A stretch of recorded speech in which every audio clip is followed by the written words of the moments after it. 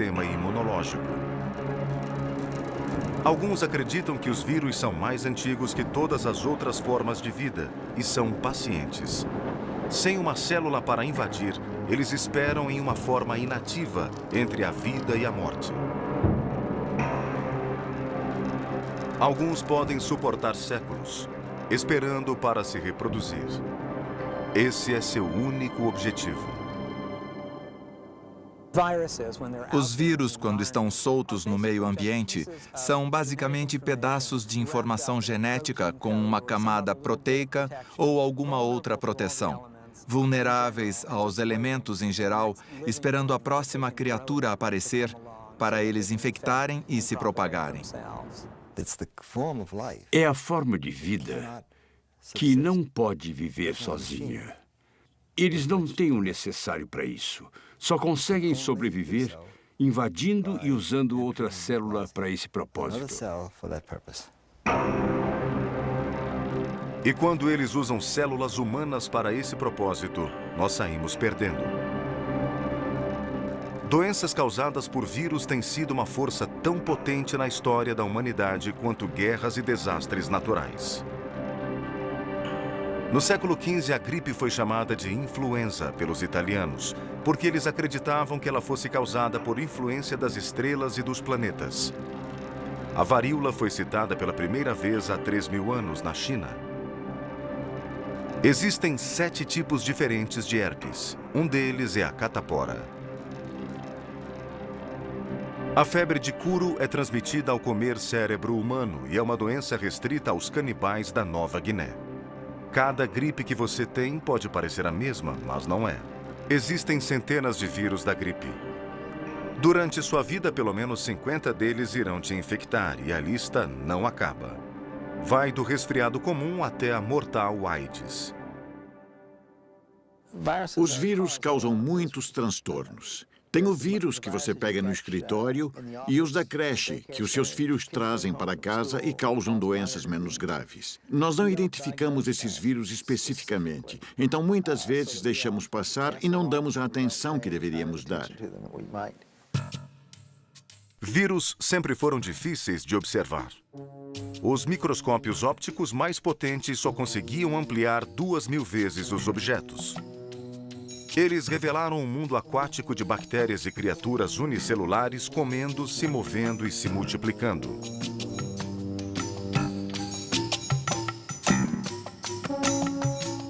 O que não conseguiram enxergar foram os fantasmas destruindo células com muita eficiência.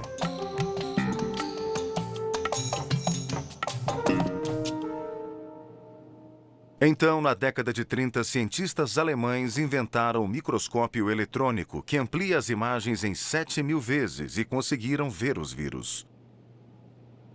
Em vez de ondas luminosas, os microscópios eletrônicos usam elétrons para aumentar a imagem. Uma olhada através do microscópio eletrônico mudou a forma como as pessoas definiam o conceito de vida. Foram descobertos organismos tão pequenos que bilhões deles caberiam em um único pixel da tela da sua televisão. Examinados por elétrons, descobrimos que os vírus possuem pontas e formatos geométricos. Eles pareciam simétricos demais para estarem vivos.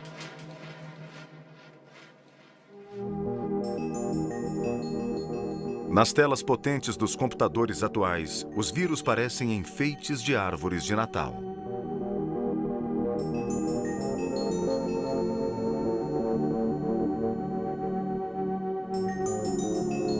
Esse é o vírus da AIDS.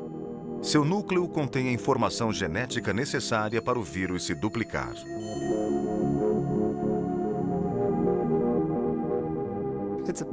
É um pacote de ácido nucleico, o material genético, envolto numa camada de proteínas que permitem que os vírus utilizem uma célula para se reduplicar, porque eles não podem agir independentemente, não podem se multiplicar independentemente.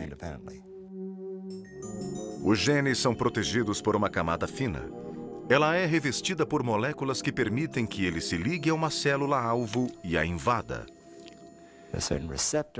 Existem mecanismos receptores. Eles se aproximam e se acoplam. Eles não atacam, mas se acoplam e são incorporados. E aí usam o mecanismo celular para se multiplicar. Ele age como um parasita e usa esses sistemas organizados para sua própria sobrevivência. A célula-alvo não precisa ser humana ou animal. O vírus do mosaico da tulipa tem sido usado desde o século XVI para causar mudança na coloração das flores. Nada é pequeno demais para um vírus. Assim, os naturalistas observam que uma pulga tem pulgas menores que nela rapinam, e estas têm pulgas menores que as mordem, e continua assim infinitamente. Sim, mesmo germes podem ter germes. Por exemplo, o bacteriófago T4, um vírus que ataca bactérias. Ele se acopla e força seu DNA através da membrana da célula. Lá dentro, o DNA viral sequestra a célula e a força a produzir mais vírus. Em questão de minutos, a célula explode, liberando centenas de novos vírus para infectar outras células. Antigamente, as pessoas não sabiam da existência de vírus, mas sabiam que ficar doente era a última experiência que a maioria tinha.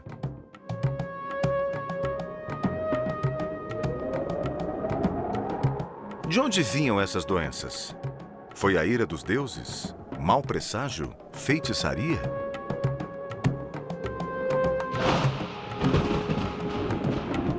A praga que assolou a Europa no século V a.C. durante a Guerra do Peloponeso pode ter sido tifo ou escarlatina, ou então sarampo.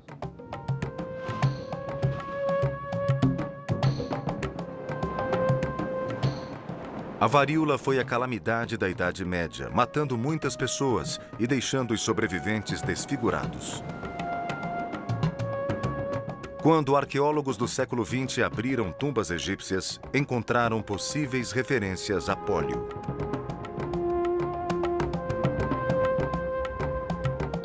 Mas as doenças do passado eram limitadas pelo tempo e pelo espaço. O mundo ainda não conhecia epidemias virais de escala global. Você sabia que os vírus são altamente específicos? A raiva ataca o cérebro. Diferentes vírus de resfriado atacam as células que revestem o nariz e os seios da face. A cachumba só infecta as glândulas salivares. A hepatite se instala no fígado. Os vírus são o equivalente biológico aos mísseis, e eles atacam as células há milhares de anos.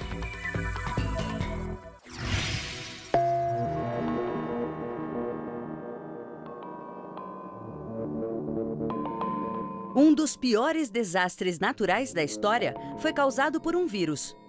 A pandemia da gripe espanhola de 1918 assolou as grandes cidades dos Estados Unidos, matando de forma fulminante. Foram pelo menos 20 milhões de pessoas mortas no mundo todo. E foi provavelmente a pior pandemia que o mundo já viu. Mais pessoas morreram por causa da influenza do que pela Primeira Guerra Mundial. A própria guerra era o problema. Se não houvesse guerra, a cepa daquele ano teria permanecido isolada. Mas quando as tropas aliadas se encontraram na França para trocar fogo com o inimigo, também trocaram uma cepa mortal da gripe. E assim começou. Foi da França para os Estados Unidos e se disseminou desde Boston. Em Fort Devens, Massachusetts, um caso de gripe se transformou em mais de 6.000 casos entre os dias 1º e 18 de setembro. Foram só 17 dias. A Índia perdeu quase 4% da sua população. O Alasca perdeu 8%. Nos mares do Hemisfério Sul, a taxa de mortalidade foi de 20%. As pessoas estavam em pânico, porque alguém podia estar jogando baralho uma noite e estar morto na manhã seguinte. Então, eles faziam de tudo, Usavam máscaras faciais e até a polícia usava máscara facial. Eles carregavam saquinhos com alho e cebola ou qualquer coisa que eles achavam que podia protegê-los da gripe. Eles não tinham ideia de que não estavam protegendo o local por onde a gripe entra no corpo, o nariz. Não se sabia nada sobre como lidar com a epidemia. Isso foi evoluindo nas décadas de 30, 40 e 50. A essa altura, as pessoas já tinham conhecimento e experiências suficientes e já tinham desenvolvido técnicas para saber como proceder. Never before in history have doctors been able to do so much to preserve your health as they can today. And almost everywhere in medicine, the parade of advances that will benefit countless millions has just begun. As vacinas se tornaram o sonho dos cientistas. Elas prometiam livrar o mundo das doenças virais. Curiosamente, a palavra vacina vem de uma doença de vacas chamada vaccínia. No século XVIII, a beleza das mulheres leiteiras era famosa. Só elas pareciam ser imunes à varíola. Um médico inglês, chamado Edward Jenner, observou que um número grande de leiteiras apresentavam uma doença que parecia uma versão mais leve do sarampo, chamada varíola bovina, conhecida oficialmente como vaccínia. Jenner extraiu o vírus das pústulas e inoculou em seu próprio filho pequeno. Depois, ele contaminou a criança com o vírus da varíola. Era extremamente arriscado, mas funcionou. A primeira injeção com a varíola bovina causou sintomas leves, mas era parecida o suficiente com varíola, e seu corpo criou imunidade para as duas doenças. Nós aprimoramos nossos mecanismos de defesa com o passar dos anos. Nós sabemos como o nosso sistema imunológico funciona. É um sistema muito complexo que contém muitos tipos diferentes de células e funções. E a maior dessas funções é reconhecer corpos estranhos e tentar eliminá-los. O sistema imunológico tem 3 grandes funções que estão agindo no seu corpo nesse minuto. Os anticorpos são proteínas que se ligam à superfície de um vírus, sinalizando que ele deve ser destruído. Os leucócitos chegam para destruir essas células infectadas pelo vírus. Depois que você é infectado por um vírus, células de memória vão reconhecê-lo automaticamente se ele entrar outra vez no seu corpo. Por isso, as vacinas são tão eficazes. O corpo memoriza o vírus que está na fórmula da vacina. Então, ele pode te proteger quando esse vírus atacar de verdade. Uma das maneiras mais comuns de produzir uma vacina é cultivá-la em um hospedeiro não natural.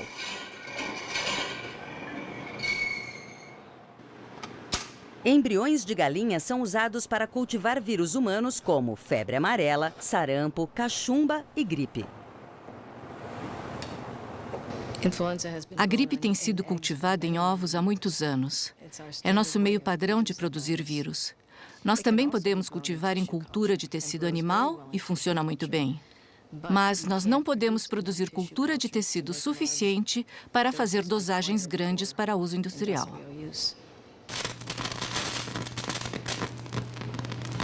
Todos os anos, o vírus da gripe é injetado em ovos. Depois de diversas transferências de um ovo para outro, o vírus terá se adaptado melhor para crescer em células de galinha do que em células humanas. Quando é injetado em uma pessoa, ele se parece o suficiente com o vírus inimigo para gerar imunidade, mas não é forte o bastante para causar a doença. Mas o vírus da gripe achou uma forma de enganar o sistema imune, fazendo mutações e mudando de aparência. Algumas vezes, a mudança é sutil. Em outros anos, ela é radical, e nós ficamos sem defesas. Às vezes, você pode ter imunidade parcial que vai te proteger um pouco. Mas quando acontece uma mutação que chamamos de shift, é aí que nós vemos as grandes epidemias. Porque o sistema imune não reconhece mais o vírus. Ele não se parece mais com nada que os anticorpos já tenham visto.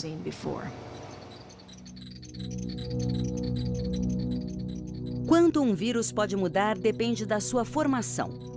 Se tiver material genético em cadeias de DNA em dupla hélice, vai ser bem estável de geração para geração. Na reprodução, quando uma fita de DNA se separa para formar um conjunto novo, um tipo de verificador confere as novas formações moleculares para garantir que as duas cópias sejam idênticas. Os vírus de DNA têm um sistema ótimo que corrige seus próprios erros. Então, a frequência de mutação é lenta. Os vírus de RNA não têm esse sistema, o que explica por que eles variam tanto. Esses vírus mudam o tempo todo. É por isso que as vacinas contra vírus de DNA, como a varíola, funcionam por décadas, enquanto precisamos de uma vacina nova a cada ano contra vírus de RNA, como a influenza.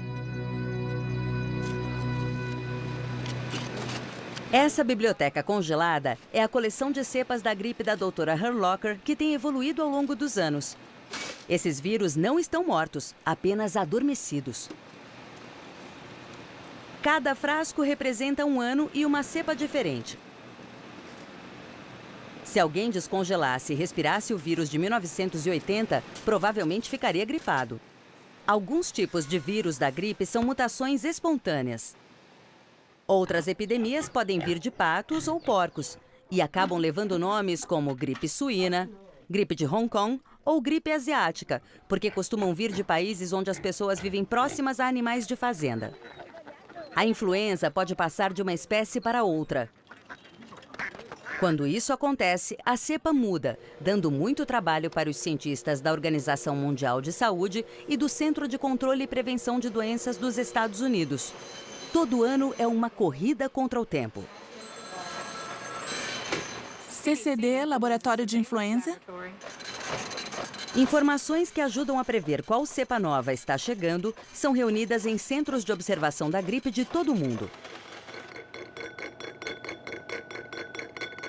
Quando isso é determinado, uma nova vacina é desenvolvida e espera-se que há tempo. Você já tem todas as informações. Chegou o momento de esclarecer as dúvidas. Debata os seguintes temas. Como os vírus se reproduzem? Como a Primeira Guerra Mundial contribuiu para a pandemia de gripe espanhola de 1918. Se quiser aprender mais sobre o que vimos, cheque a internet ou procure estes livros em uma biblioteca da sua região. Enquanto você assiste a segunda parte deste programa, reflita sobre as seguintes perguntas. Por que é importante que os virólogos estudem formas de vida nas florestas tropicais? Como os vírus podem ser usados para curar doenças genéticas?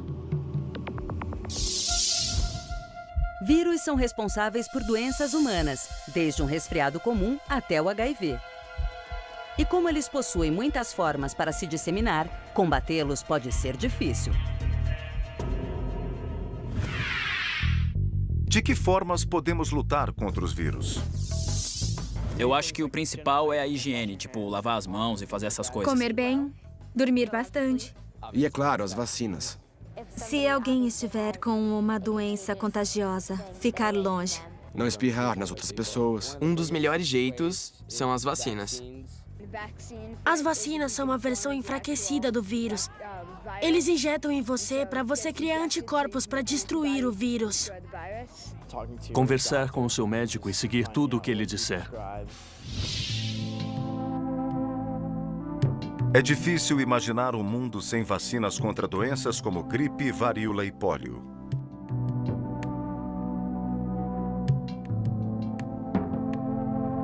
Na primeira metade do século XX, as pessoas entravam em pânico quando as crianças tinham febre e dores musculares. Podia não ser nada, ou podia levar a criança a passar o resto da vida em um cilindro pressurizado chamado de pulmão de aço.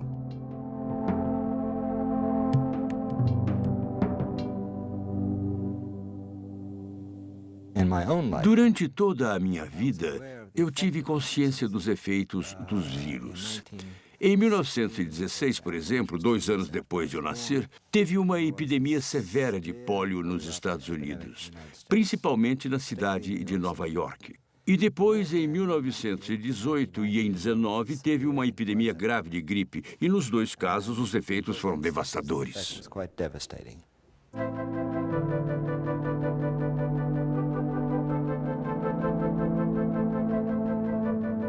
Ninguém sabia por que a polio causava paralisia e morte. Muito menos que podia ser transmitida através de doenças, água ou saliva contaminada. Remédios caseiros e preventivos surgiram com desespero. Quando Franklin Roosevelt contraiu polio depois de nadar em um lago gelado, as pessoas especularam que a água fria poderia ser a causa. No fim da década de 40, o jovem médico Jonas Salk estava prestes a se tornar um herói para a paz de todo o mundo. Sua descoberta aconteceu quando os cientistas de Harvard encontraram uma maneira de cultivar vírus da polio em altas quantidades. Salk tinha o material necessário para criar uma vacina. Minha abordagem era que alguém podia ficar imune a uma doença viral sem passar pela infecção. Até então, se acreditava que você tinha que ter uma infecção, como o caso da varíola e da raiva, em uma forma mais branda do vírus. Em seu laboratório na Universidade de Pittsburgh, Salk matou o vírus da polio usando formaldeído para prevenir que causassem doenças. Em 1955, após ter testado em si mesmo, ele começou a inocular crianças. Os vírus mortos colocavam seus sistemas imunológicos em alerta, sem deixá-las doentes. Na época, foi a maior notícia da história da medicina. Só nos Estados Unidos, 2 gerações cresceram sem conhecer as angústias da doença. Foi tudo um único dia de trabalho. E quem mais ficou feliz foram os pais que pararam de sentir medo.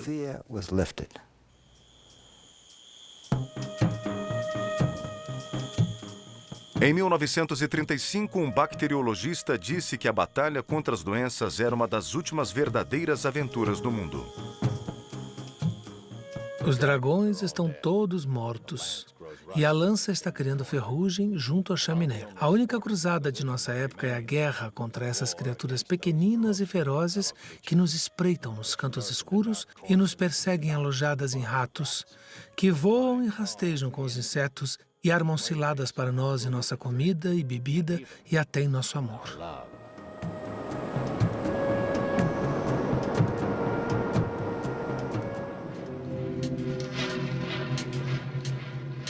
Hoje, os cientistas lutam para derrotar pequenos dragões que se escondem no mundo da pobreza. O rotavírus, um micróbio que mata mais de 5 milhões de crianças por ano.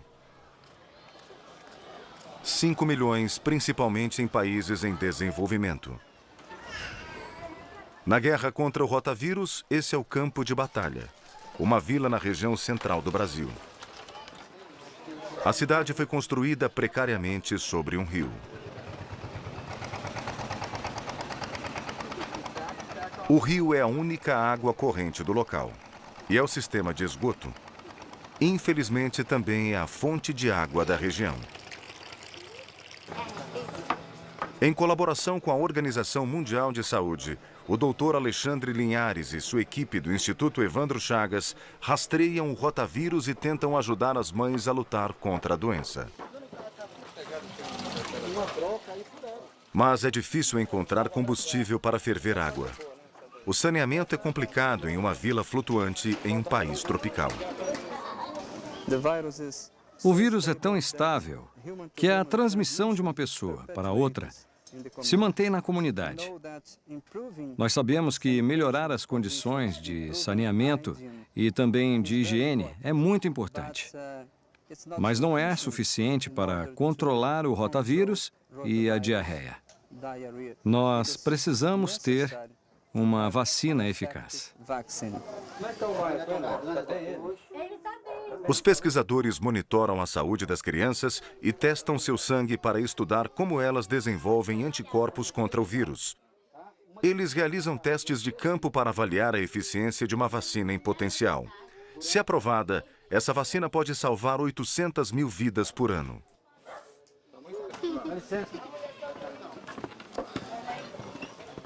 Seria necessário uma imunização em massa, e essa é uma área em que a Organização Mundial de Saúde já tem muita experiência.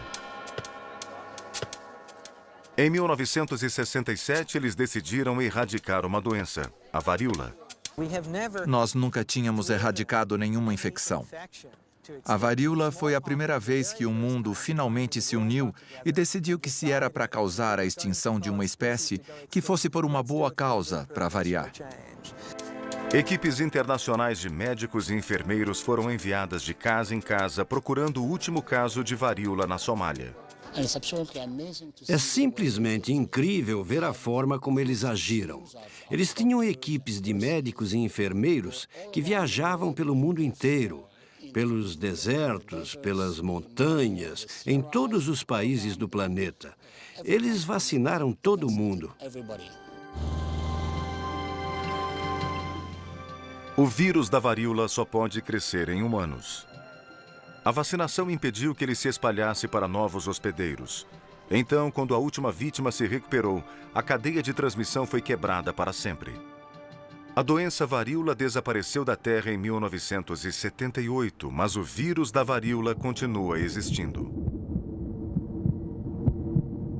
Estes corredores levam para um dos seus últimos lugares de descanso. Apenas 2 coleções ainda existem no mundo.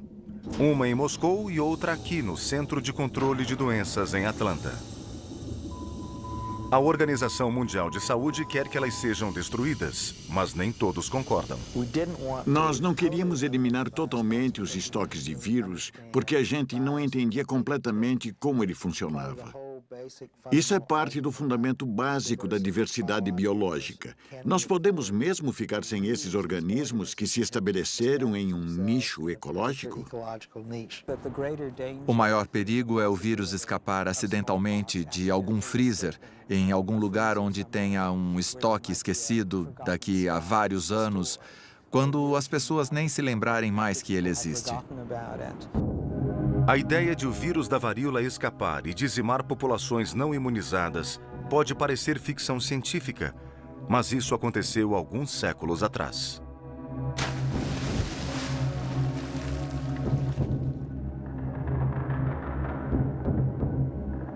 Em 1519, Hernando Cortés invadiu o México e dominou milhões de astecas, usando menos de 600 homens, alguns cavalos, armas de fogo primitivas e uma arma que ele não sabia que tinha, um vírus desconhecido no Novo Mundo.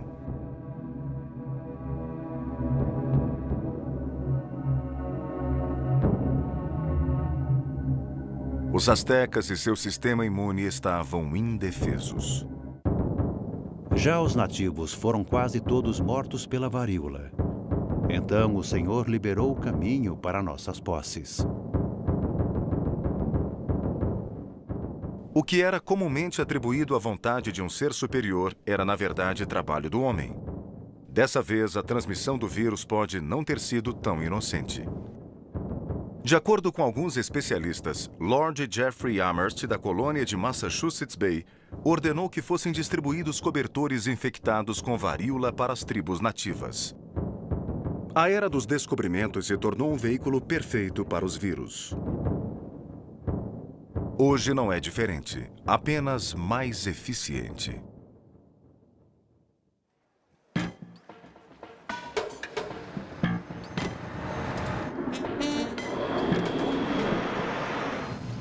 O comércio global, a superpopulação, a aglomeração nas cidades, o progresso. Mas o progresso tem seu preço. Nós estamos criando vias para o que os cientistas chamam de doenças virais emergentes, um fluxo contínuo de vírus antigos que saem à procura de novos hospedeiros. Conforme as pessoas ocupam ambientes que costumavam ser inacessíveis para a habitação e exploração humana, de repente, esses vírus se jogam na gente. E eles se jogam na gente porque nós estamos nos expondo e estamos ficando no caminho deles. Então, em muitos casos, esses vírus que parecem que estão vindo do nada, estão vindo de algum lugar, e é da natureza. Como todas as outras formas de vida, eles já estavam lá, e o que mudou foram as oportunidades que nós demos para eles, mesmo sem perceber, para eles encontrarem pessoas novas. Entre os ambientes naturais que restaram, poucos estão mudando tão rápido quanto as florestas tropicais.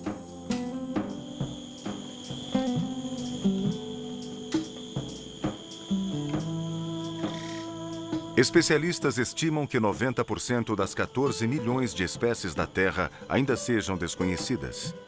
E todos esses animais e plantas desconhecidos podem abrigar vírus desconhecidos. É isso que nos espera depois que destruirmos as florestas tropicais. Eu acho que nós vamos ver mais doenças emergentes. E acho que todos concordam que nós precisamos de pessoas que estejam familiarizadas com as doenças de cada região e que reconheçam quando uma doença nova surgir.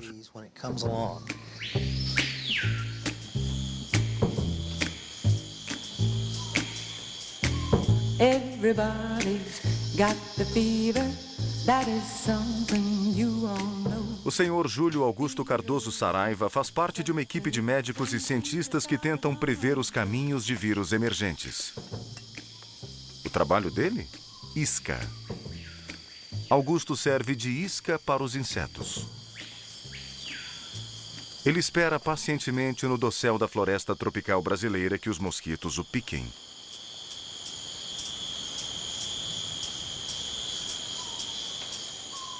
Augusto e seus colegas são parte de um sistema de alerta para arbovírus. Eles são disseminados por insetos que vivem nas copas das árvores e no solo da floresta.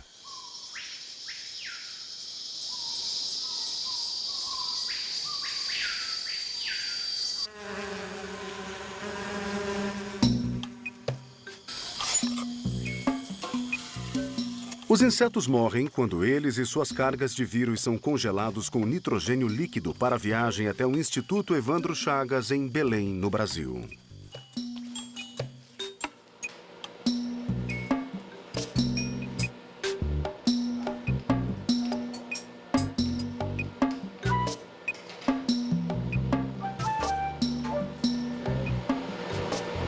No laboratório, pesquisadores descongelam os insetos e os observam com um microscópio. Os mosquitos podem estar mortos, mas seus vírus estarão intactos, esperando as condições apropriadas de voltarem à vida.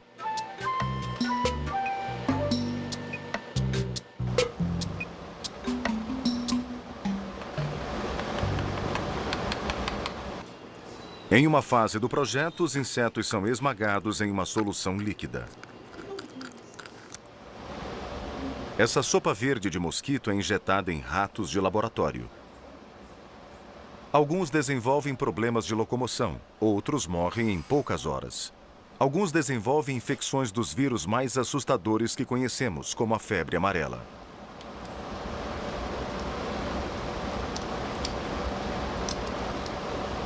O Instituto isolou 30 cepas de vírus que causam doenças em humanos.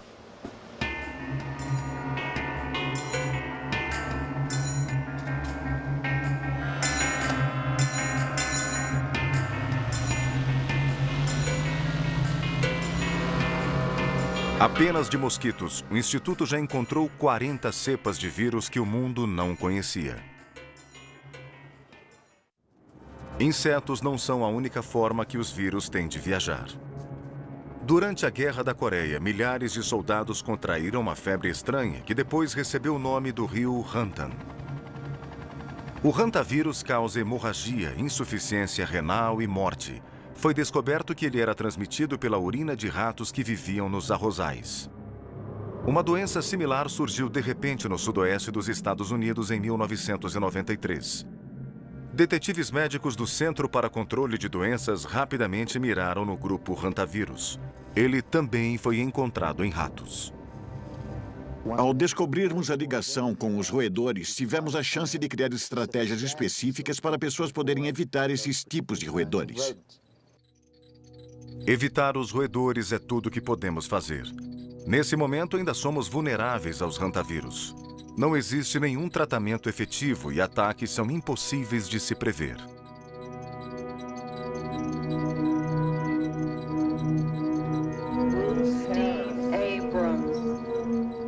Nada mostra mais a nossa vulnerabilidade que a AIDS, a doença causada pelo HIV. É um vírus cuja ação implacável em todo o planeta continua moldando a história do nosso século. A origem exata do HIV ainda é desconhecida. No Instituto Salk, no sul da Califórnia, o Dr. Salk passou a estudar a AIDS. Ele aceitava a ideia de uma mutação de um vírus de macaco que surgiu séculos atrás. Ela passou para a população humana provavelmente por causa de um ritual que usava sangue de macaco. E aí se manteve numa frequência baixa. Provavelmente o vírus ficava contido em algumas vilas. E depois, conforme a civilização começou a se expandir e viajar, ficou mais fácil. Não só de avião, mas de caminhão e outros meios de transporte. Com o movimento das pessoas, ele se espalhou. O HIV, o vírus da imunodeficiência humana, é um dos mutantes mais rápidos da família RNA. Esse vírus, o HIV, é muito inteligente. Ele penetra no sistema imunológico e mata o sistema, mas não faz isso imediatamente. Ele pode ficar latente por muito tempo. Ele usa a propriedade dos retrovírus de fazer uma cópia de DNA dele mesmo, que vai se instalar no hospedeiro e se integrar com ele, mas permanece em silêncio. E aí o organismo não faz nada, porque ele só vê uma célula normal. Ele não vê que o invasor está escondido dentro dela. Então, como o vírus pode se esconder, fica muito difícil encontrá-lo. A procura por uma cura da AIDS reúne pesquisadores de todo o mundo. Eles reportam de tudo, desde financiamento até a saúde da população dos bairros mais pobres de Nairobi. A discussão se concentra em entender por que algumas pessoas que foram expostas ao HIV não têm AIDS. Essas mulheres podem representar o primeiro caso de imunidade natural ao HIV. Seguindo essa evidência de imunidade, que é o que estamos observando no Quênia, podemos pensar numa estratégia para fazer uma vacina. Se a gente conseguir começar a entender a natureza dessa imunidade e como ela funciona, vamos poder desenvolver estratégias para lidar com ela.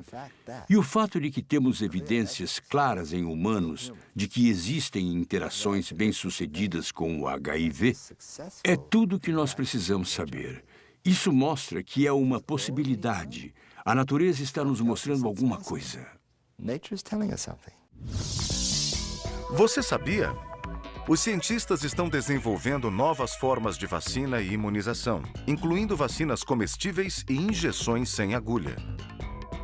Independentemente da forma, as vacinas provavelmente vão continuar sendo a ferramenta mais eficaz para prevenir doenças e melhorar a saúde pública.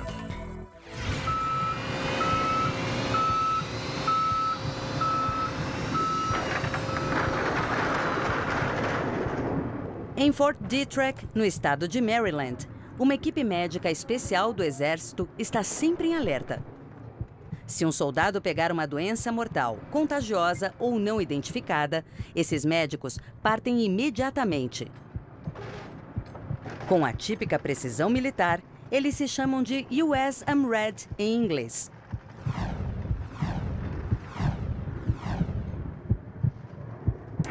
Localizado em uma base militar a 70 quilômetros de Washington, D.C., trabalhando em uma instalação conhecida por suas pesquisas em guerra biológica, a equipe está na linha de frente da guerra contra vírus emergentes. Eles estão preparados para enfrentar algumas das piores doenças do mundo, como o ebola e a febre hemorrágica de Marburg. O vírus do ebola, relativamente novo e incrivelmente mortal, foi identificado pela primeira vez no Sudão e no Congo em 1976. Em 1989, ele ameaçou contaminar uma comunidade a apenas 110 quilômetros do Instituto do Exército. Por sorte, foi apenas uma ameaça, mas nem sempre é assim. Uma pessoa que dá o azar de contrair uma doença exótica, conhecida ou não, pode ser encaminhada para Maryland. Prontos? Tá pronto? Todo mundo pronto? Prontos. 1, 2, 3. 2, 3. Ótimo, está bom. Seria uma viagem estranha para o paciente, vendo a ação de dentro de uma câmara isoladora e depois de uma cápsula em um avião de carga. O vírus, a vítima e os médicos vão para uma sala médica isolada no instituto.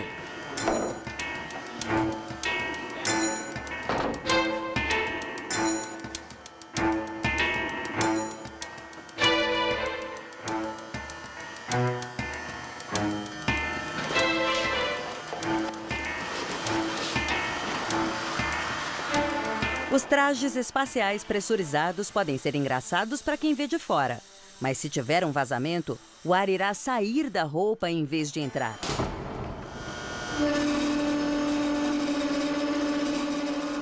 Os médicos passam dos chuveiros desinfetantes para uma sala onde o ar é cuidadosamente filtrado. 3. Vamos lá. Em uma sala de hospital diferente, vírus estão sendo usados para ajudar e não para causar mal. Eu acho que seria uma justiça muito poética se os vírus, que são nossos inimigos, nos ajudassem a curar doenças genéticas. Acho que no futuro os vírus vão ser usados cada vez mais em terapia gênica e também como vetores para introduzir novos genes. Os pesquisadores estão buscando usar a habilidade dos vírus de entrar em uma célula para corrigir defeitos genéticos. Experimentos estão sendo conduzidos para introduzir um gene que falta nas pessoas com fibrose cística. Aqui, a parte do vírus do resfriado que nos deixa doentes é removida e substituída pelo gene necessário para curar a fibrose cística. Então, o vírus é liberado e mira nas células do trato respiratório como sempre, mas ao invés de dominar a célula para se multiplicar, ele entrega o DNA que faltava.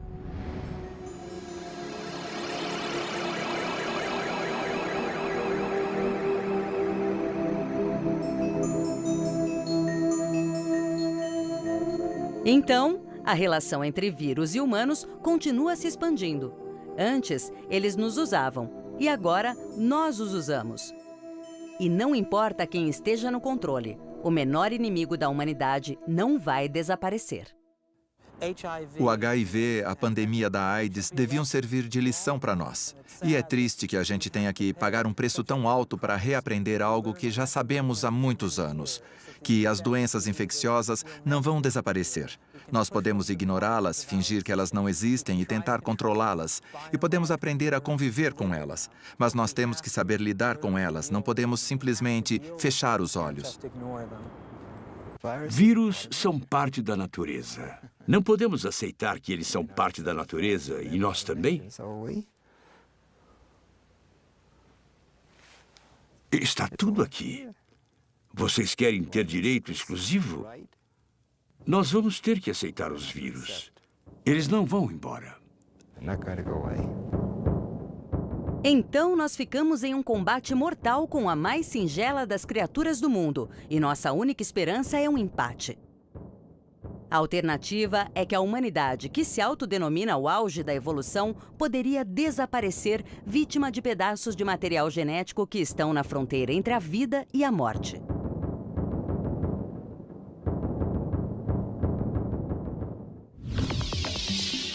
Agora que você entende como os vírus agem, vamos ver como a ciência nos ajuda a combater os vírus do resfriado e da gripe.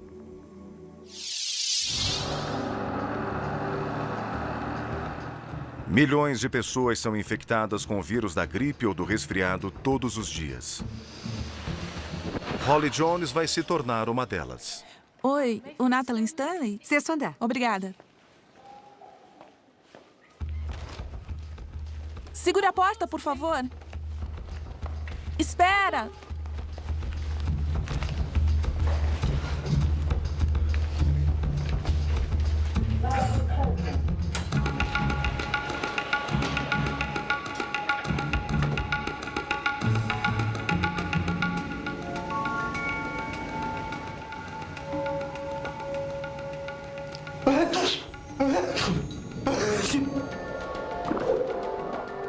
Lá vem. Quando o vírus entra no corpo de Holly, ele sobe para as vias nasais e desce pela garganta dela.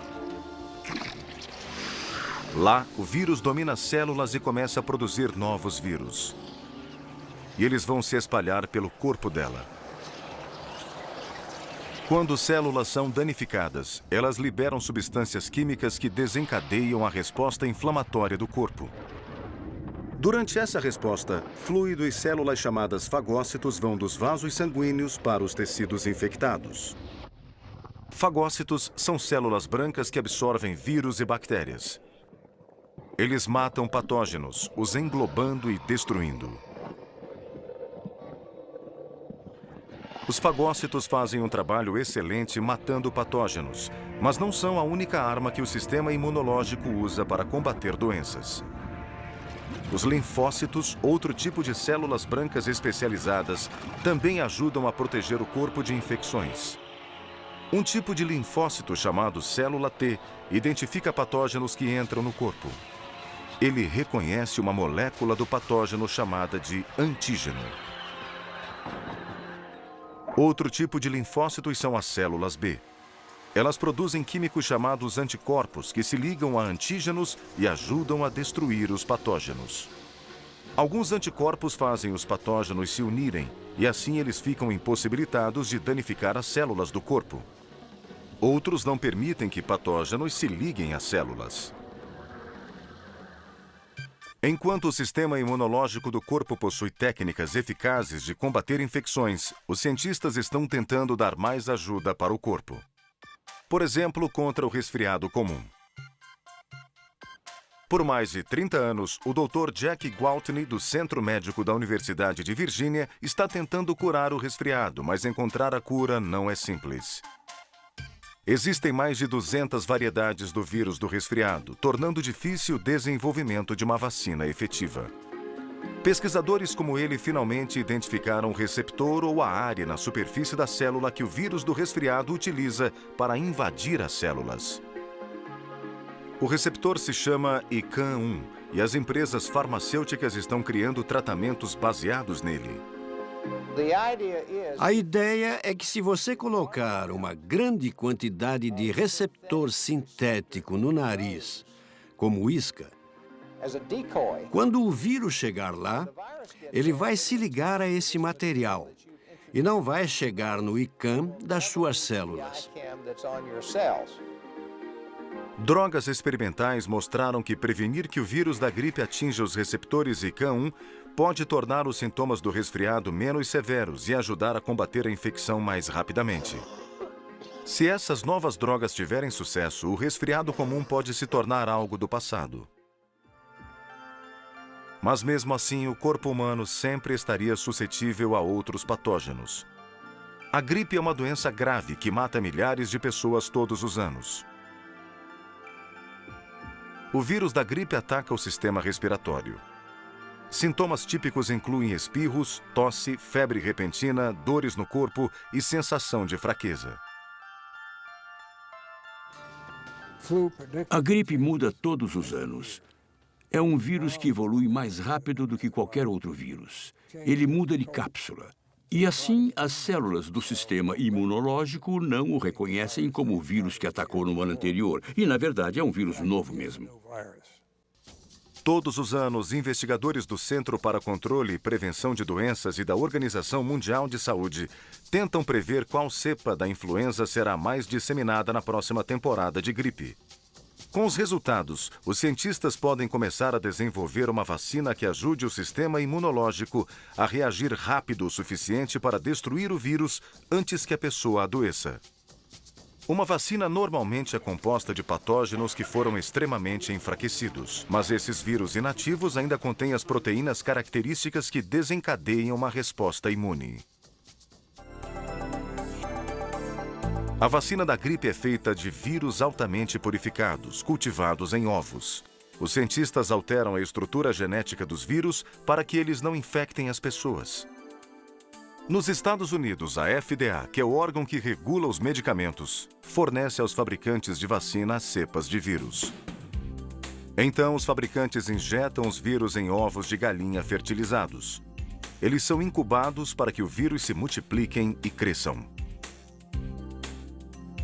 Meses depois, os cientistas retiram o vírus e a FDA os testa para assegurar que, quando fizerem parte das novas vacinas, irão ajudar a melhorar o sistema imunológico para que ele combata o vírus da gripe. Conforme a temporada de resfriado se aproxima, várias cepas do vírus são combinadas em uma vacina que é colocada em frascos e seringas. A FDA licencia a vacina e em outubro, no hemisfério norte, a vacinação começa. Embora criar vacinas seja um processo demorado, ajuda a limitar a disseminação de doenças que poderiam custar milhões de vidas.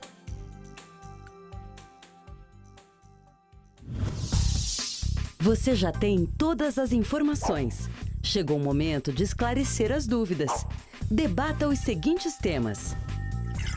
Por que é importante que os virólogos estudem as formas de vida nas florestas tropicais? Como os vírus podem ser usados para curar doenças genéticas? Nós esperamos que você tenha gostado de explorar o mundo dos vírus. Se você quiser aprender mais, cheque a internet ou procure livros na biblioteca da sua região.